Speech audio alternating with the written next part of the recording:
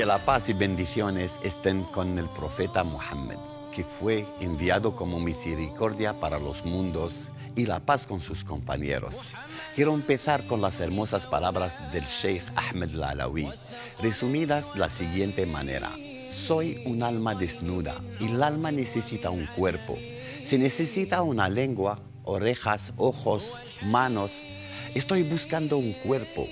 Se encontrará a un grupo que fuera mi intérprete para el mundo europeo, se sorprendería cuando vieran que nada separa a Occidente del Islam. Queridos amigos, buenos días y bienvenidos. En este espacio semanal les presentamos la asociación AISA, creada por el Sheikh Khaled Ben Tounes en Niza, en Francia, y diseminada por todo el mundo, especialmente en Europa y el norte de África. Su objetivo es dar a conocer el sufismo, el corazón del Islam, especialmente la rama alawí, y trabajar en favor de un espacio de entendimiento entre las distintas culturas y religiones, pueblos y gentes. Trata de ser un lugar de encuentros y aprendizajes. Seas quien seas, bienvenido, apuntan sus miembros. Los 3 primeros siglos del Islam son los siglos de referencia para los musulmanes.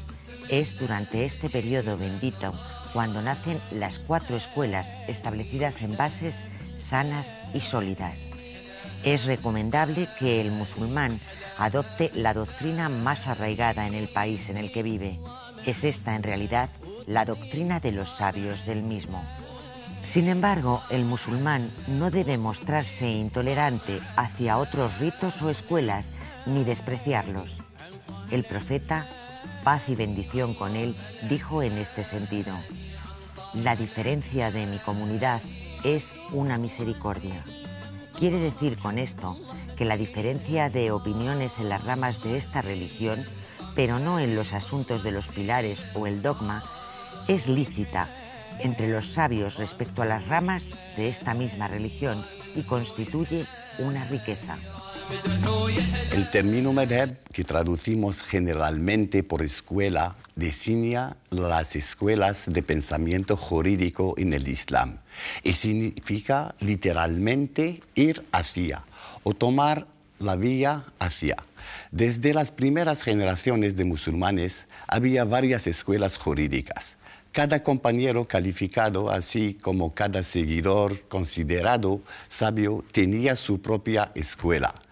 Nos acompaña este domingo Said Ben Salem. Buenos días y bienvenido, Said. Muchas gracias, buenos días. Recordamos que eres sociólogo y politólogo, investigador en la Universidad Complutense en materia de ciencias políticas, experto en temas de inmigración y convivencia. Es también profesor de árabe y traductor, así que director del Centro Cultural Islámico de Villaverde y presidente de la fundación, ¿no?, AISA. Said, ¿cómo se puede definir la tariqa sufí alawi?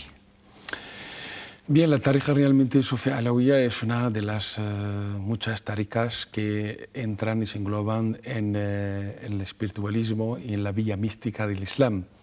La necesidad de aparecer una tariqa de tales características en el siglo XIX corresponde a una necesidad urgente de la sociedad argelina en aquel entonces, sí, bajo el colonialismo francés, de dar respuestas a muchas preguntas de la sociedad sobre cómo se relaciona una persona con la sociedad exterior. Y las respuestas eran siempre inmediatas a través de una educación espiritual interna de las personas. Es decir, una educación interna se refleja en la sociedad y no siempre el cambio que necesitamos es el cambio brutal y directo del otro, sino sí, más bien una vuelta hacia el interior de las personas, una educación, una reeducación sobre los valores humanos y sobre todo para enfrentarse al otro teniendo en cuenta una base buena para el diálogo.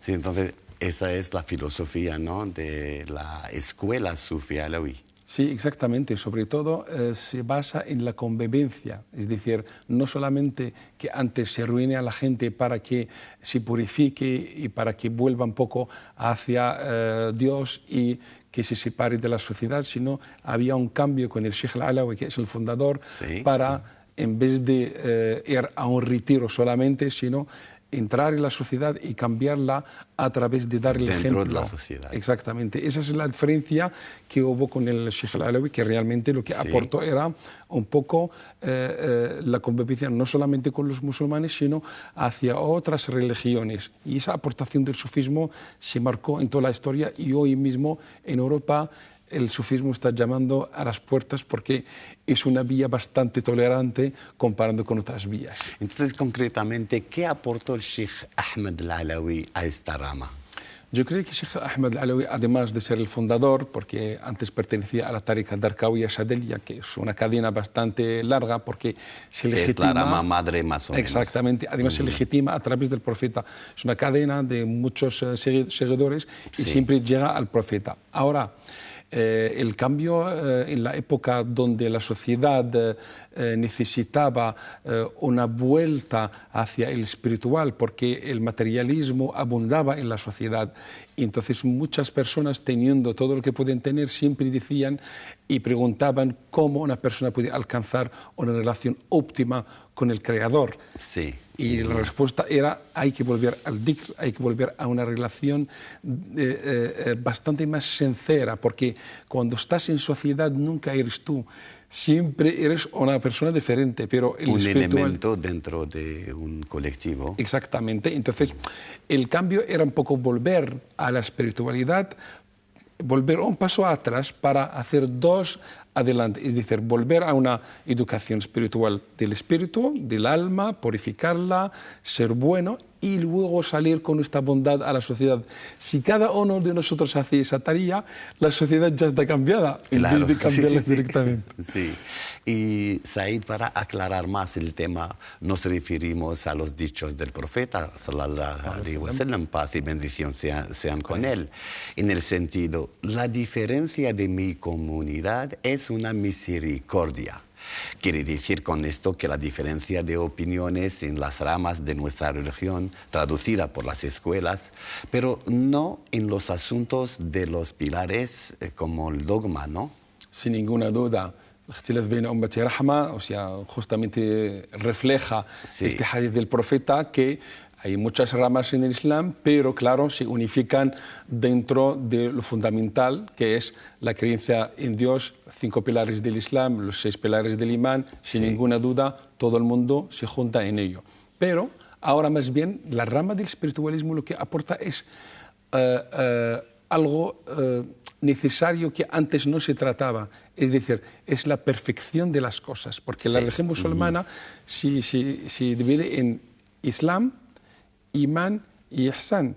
El Islam, 5 pilares conocidos, el rezo, ayuno, la peregrinación, tal, pero el Imán, que es creer en los ángeles, en Dios, en los libros, en los profetas, como sabemos, y la tercera ha sido abandonada siempre. Viene el sufismo para rescatarla, que es el Ihsan. El Ihsan es cuando tú haces algo religioso o algo espiritual, tienes que hacerlo teniendo en cuenta que Dios te vigila. Pero si tú crees que Dios no te vigila, por lo menos que tú hagas un esfuerzo como que Dios contigo está. Eso es muy importante. Es decir, aunque tú no ves a Dios, Dios siempre te ve. Esa autovigilancia, autocontrol, imagínate si cada uno hiciera este esfuerzo, es decir, yo no veo a Dios, pero tengo que creer que al menos Él me ve. Entonces yo no hago nada que sea maligno a la sociedad, no hago comportamientos, conductas que realmente afectan al otro de una manera que no sea la adecuada.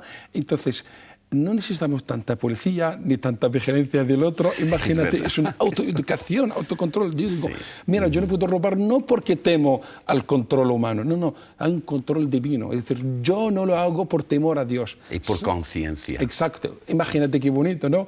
Para el religioso es Dios y para el otro es conciencia, porque hay gente que no es religiosa, pero también tiene un código ético que es su propia conciencia. Pero realmente el sufismo vino para esta tercera parte del Islam, complementarla y darla visibilidad. Y no podemos hacer esta tarea sin volver a lo espiritual que está abandonado, porque el Islam en estos últimos años, como hemos visto, siempre se convirtió en un hijab, en una barba, en un vestido, en una espada, todo eso es horroroso, que no tiene nada que ver con el corazón del Islam, porque Sheikh Khalid bin Túnez siempre dice: el sufismo es el corazón del Islam. Es decir, tenemos un cuerpo, tenemos todo, pero la espiritualidad es fundamental en el Islam. Sí. Y Said, ¿cuáles son los fundamentos, ¿no?, de la tariqa, de la escuela en este siglo XXI?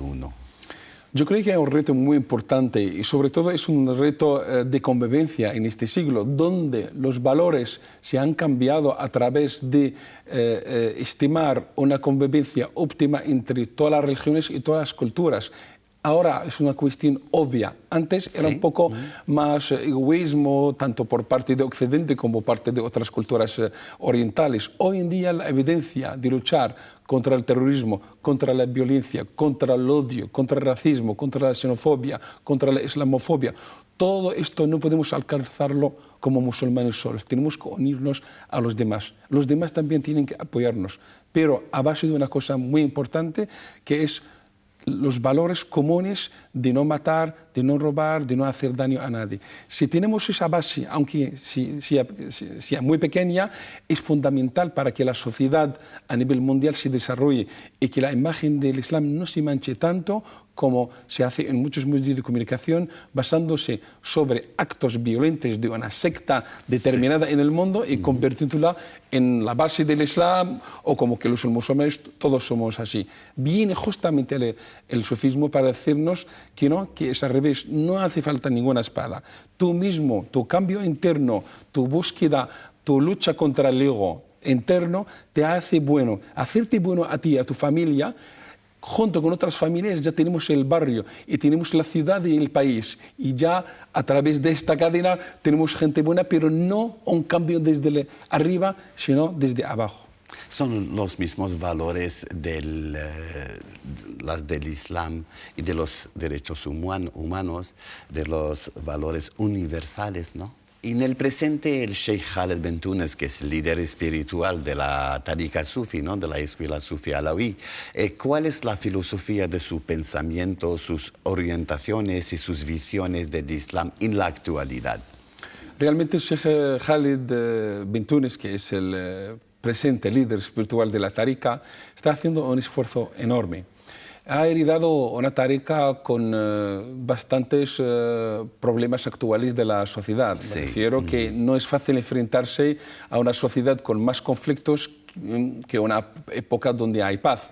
Es decir, que hemos visto en muchos países musulmanes hay mucha guerra y la imagen de Islam cada vez está dañada por actos violentos, aunque realmente el Islam no tiene nada que ver con estos actos. Khalid bin Túnez lo que hizo es relacionarse con el otro a través de un diálogo. O sea, la palabra era diálogo, entonces visitó el Papa, visitó muchos rabines, hace muchas conferencias y congresos a nivel mundial para que reconozcan que el Islam realmente no es tan violento como la gente lo cree o como los medios así lo hacen. Entonces, ese esfuerzo para conseguir la paz, ese esfuerzo de armonía entre culturas, se consiguió a través de muchos años de trabajo. Entonces el Sheikh entró en el 2013 en el Consejo de Culto francés, que es el consejo oficial, y también se incorporó hace 2 años en Naciones Unidas a través del Consejo Socioeconómico, donde AISA es miembro.